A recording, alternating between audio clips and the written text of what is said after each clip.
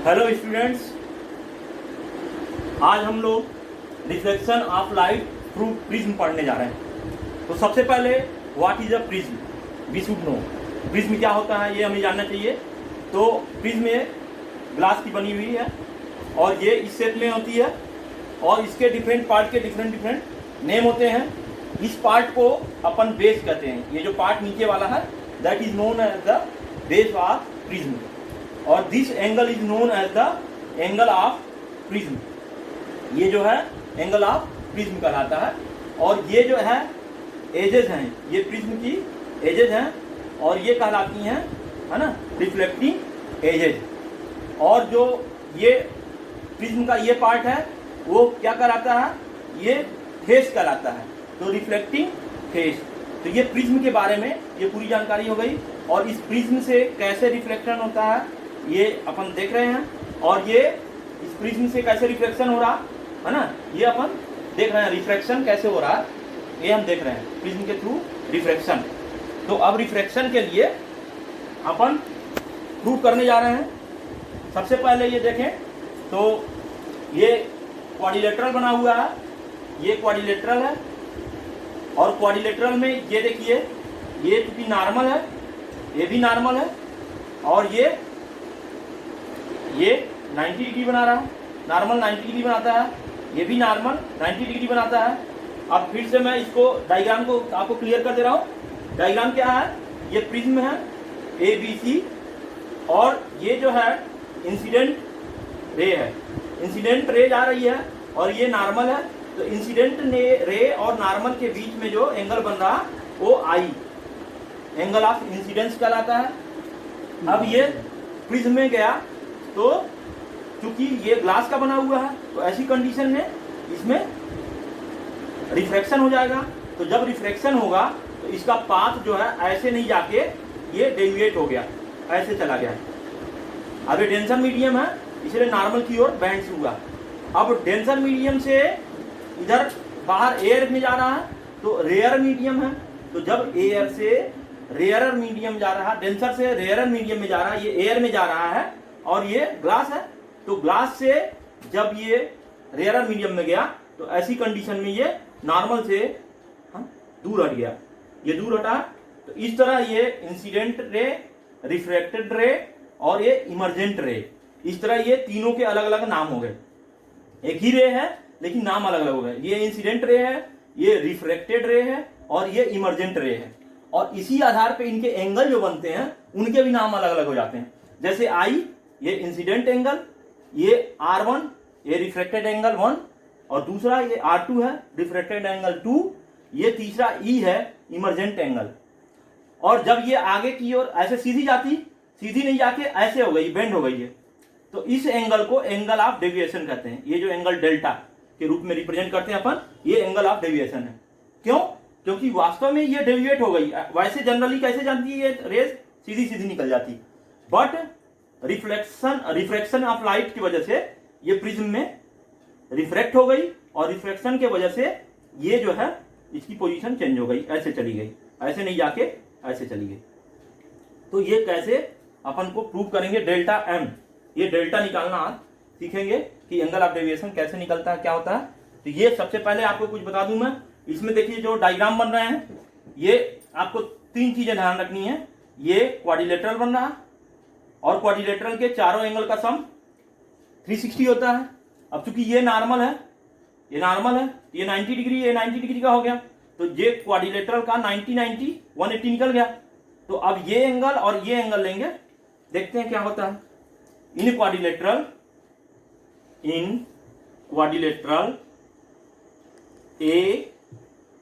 APOQ दो angle हमने निकाल दिया।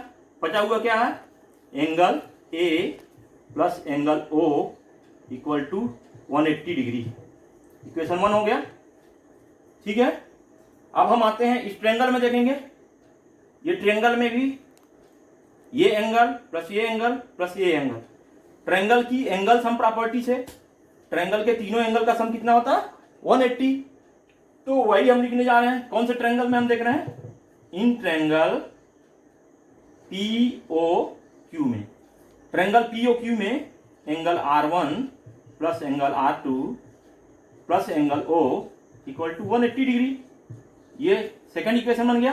अब दोनों इक्वेशन को कंपेयर कर दें बाय कंपेयरिंग, तो हमें क्या मिल जाएगा, ये angle A equal to by comparing 1 and 2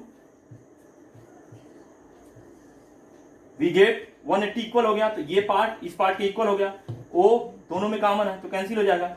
so angle 1 equal to क्या आ जाएगा, एंगल A इक्वल टू आ जाएगा angle R1 plus angle R2। ये इक्वेशन 3 बन गया। It is clear. अब आगे देखते हैं अपन।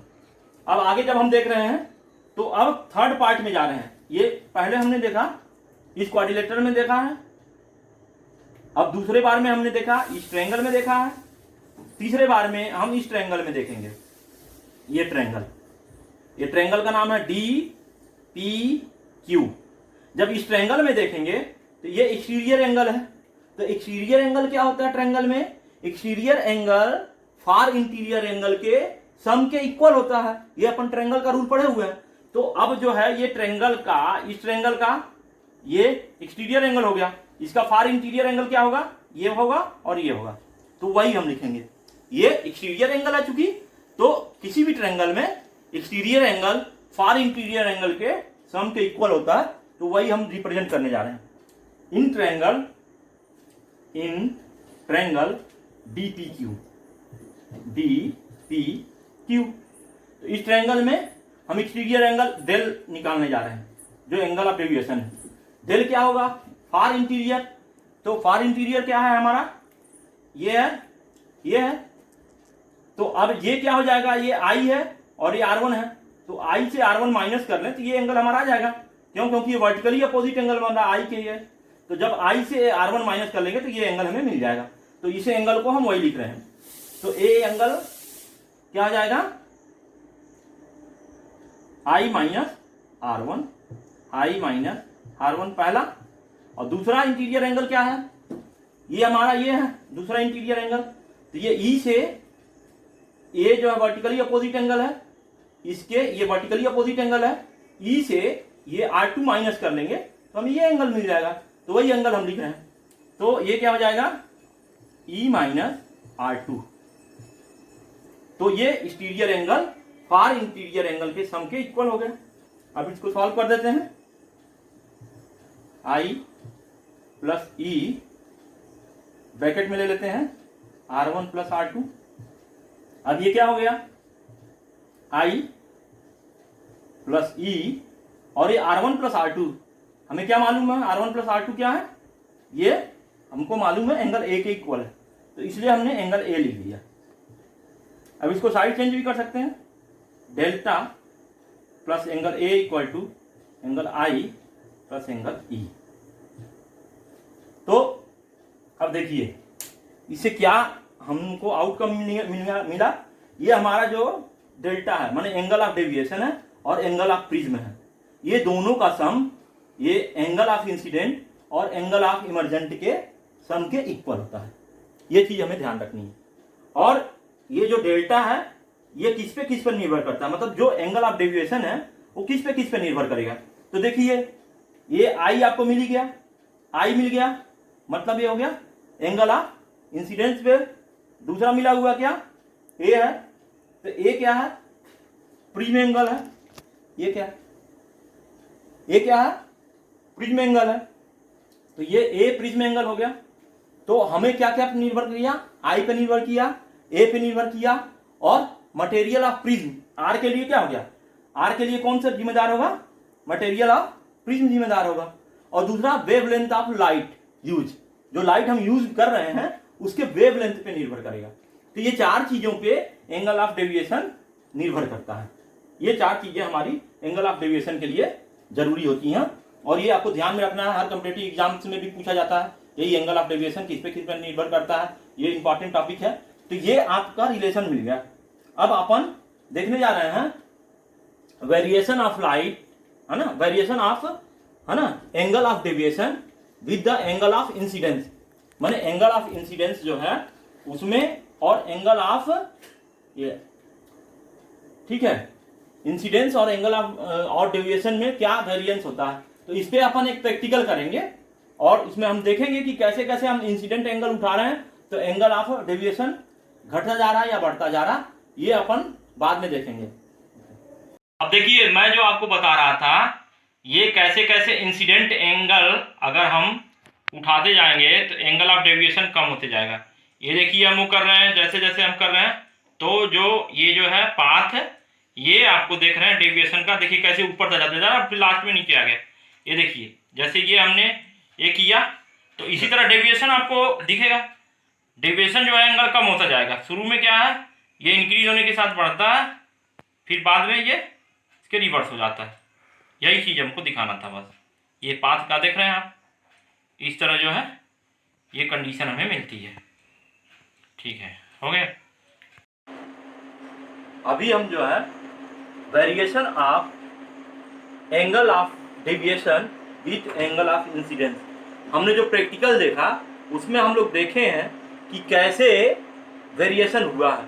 सबसे पहले हमने देखा है कि जैसे जैसे इंसिडेंट एंगल हम बढ़ाते गए तो जो डेविएशन एंगल है वो घटता गया, और घटते घटते एक ऐसा आया कंडीशन जहाँ पे मिनिमम हो गया।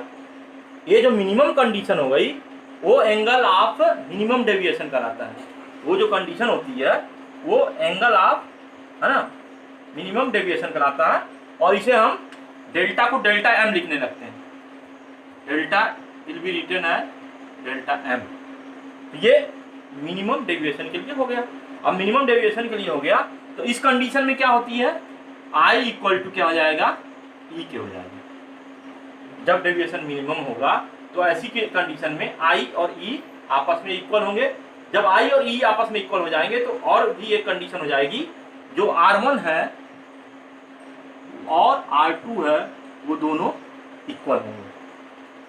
तो जब R1 और R2 दोनों इक्वल होंगे तो यहां से आप देखिए, ये आपको पता है A इक्वल टू होता है R1 प्लस R2। अब यही हम लिखने जा रहे हैं, एंगल A इक्वल टू हो जाएगा R1 प्लस R2, और R1 R2 इक्वल है तो R प्लस R क्या आ गया, 2R आ गया, और R इक्वल टू क्या आ जाएगा, एंगल A बाई 2, ये R एंगल आ गया।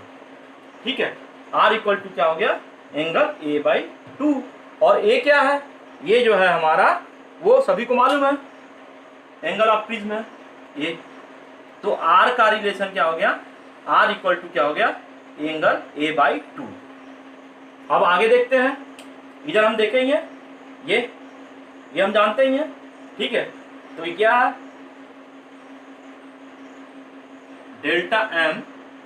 जब डेविएशन की बात होगी तो डेविएशन के समय, ठीक है, मिनिमम डेविएशन के समय आई और ई आपस में इक्वल है, तो इसमें आई और ई की जगह पे हम क्या लिख सकते हैं, आई की जगह पे, ई की जगह पे हम आई लिख सकते हैं। तो हम लिख दे रहे हैं i plus i minus angle ए।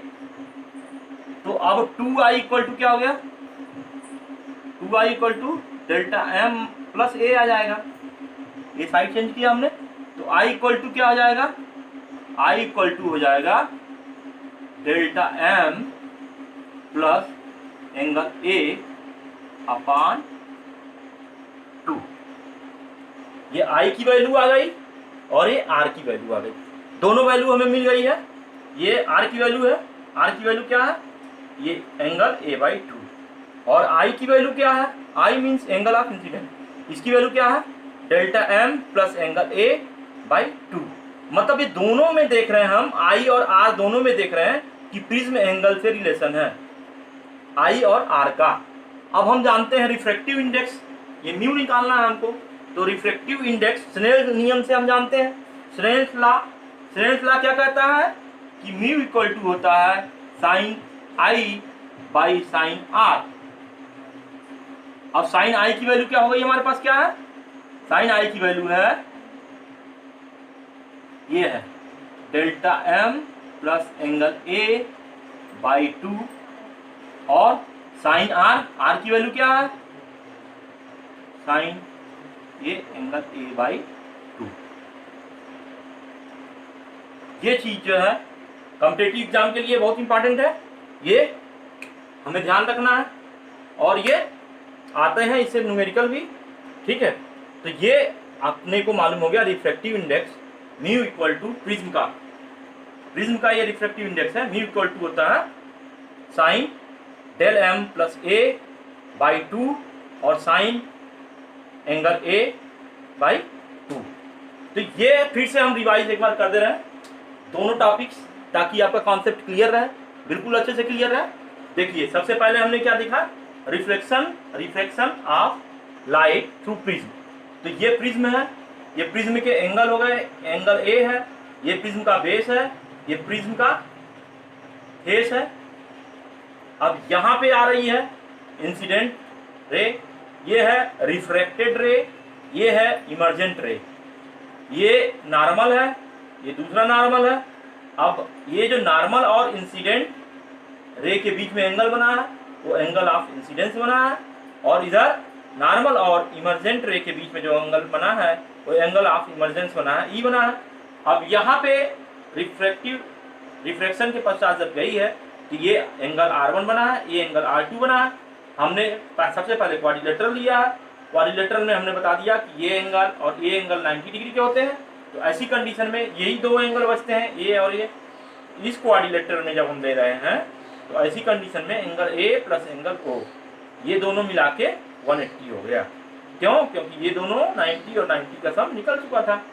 अब दूसरी कंडीशन में देखते हैं, हम इस ट्रायंगल में लेते हैं तो ट्रायंगल के तीनों एंगल का सम इंटरनल है, ये तीनों इंटरनल एंगल है।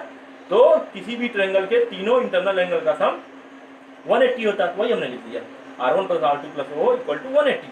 अब ये दोनों को कंपेयर कर लिया, 180 कैंसिल हो गया, ये दोनों इक्वल हो गए आपस में, ये इसके इक्वल हो गया, O दोनों में है तो वो कैंसिल हो गया। Means angle A equal to हो जाएगा angle R1 plus angle R2। ये हमने ले लिया, इक्वेशन 3 आ गया। अब आगे हमने इस ट्रायंगल में सॉल्व किया है। तो इस ट्रायंगल में ये जो है एंगल ऑफ डेविएशन है, और ये चूंकि एक्सटीरियर एंगल बन रहा है ट्रायंगल में, तो इस ट्रायंगल में ये एक्सटीरियर एंगल है। तो एक्सटीरियर एंगल फार इंटीरियर एंगल के सम के इक्वल होता है। तो इसलिए हमने ये एंगल और ये एंगल का सम लिया है, ये यही लिख दिया है। और ये एंगल मिलेगा कैसे हमें, ये वर्टिकली अपोजिट एंगल है पूरा का पूरा। तो ये पूरे वर्टिकली अपोजिट एंगल आपस में इक्वल होते हैं, ये एंगल इस एंगल के इक्वल होगा। तो हमको ये एंगल निकालना है। तो एंगल I से R1 जब सब्ट्रैक्ट कर लेंगे तो हमें ये एंगल आ जाएगा। उसी तरह हमको ये एंगल चाहिए, एंगल E से एंगल R2 सब्ट्रैक्ट कर देंगे तो हमें ये एंगल मिल जाएगा। तो ये एंगल और प्लस ये एंगल, दोनों एंगल मिला के ये एंगल आ जाएगा। तो वही हमने लिख दिया है। अब इसको हमने क्या किया है, I और E को एक साथ रख लिया है और R को एक साथ रख लिया है। तो R1 प्लस R2 इस इक्वेशन से हमें पता चल गया ये क्या A है, तो हमने एंगल A रख दिया। अब हमने साइड चेंज कर लिया, इस हिसाब से हमें रिलेशनशिप मिल गई है ना। ये डेविएशन के लिए जो भी हुआ angle of deviation angle I plus angle E minus angle A। अब उसके बाद फिर हमने पढ़ा था ये variation of deviation angle of incidence. Angle of incidence कैसे वेरिएशन हुआ था, इसमें हमने देखा था मिनिमम डेविएशन के समय में कंडीशन क्या थी, I E के इक्वल था और R1 R2 आपस में इक्वल हो गए थे।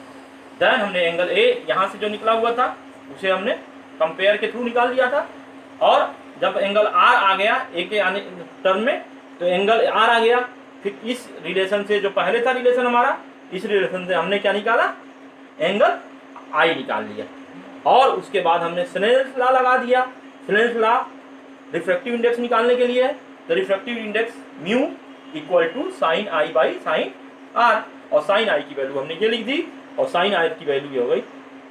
तो अब हमने ये जो इक्वेशन प्राप्त किया है, इसी इक्वेशन के थ्रू हम निकाल सकते हैं रिफ्रैक्टिव इंडेक्स। अब स्कैटरिंग ऑफ लाइट आज हमें पढ़ना है। स्कैटरिंग ऑफ लाइट में हमें जो देखना है वो दोपहर के समय में जो स्काई है वो ब्लू दिखाई देता है, और सुबह और शाम के समय में मैंने सनसेट और सनराइज के समय में रेडिश कलर दिखाई देता है। तो क्यों दिखाई देता है, यही कॉन्सेप्ट अपने को क्लियर करना है।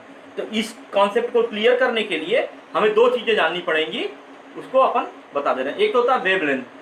तो वेवलेंथ क्या होता है, जितना ज्यादा होगा, जैसे ये ज्यादा है, रिवर्स प्रोपोर्शनल में है। रेलिंग प्रिंसिपल ऑफ स्कैटरिंग क्या है, कि वेवलेंथ जितना ज़्यादा होगा स्कैटरिंग उतनी ही कम होगी, वेवलेंथ जितना ही कम होगा स्कैटरिंग उतना ही ज़्यादा होगी।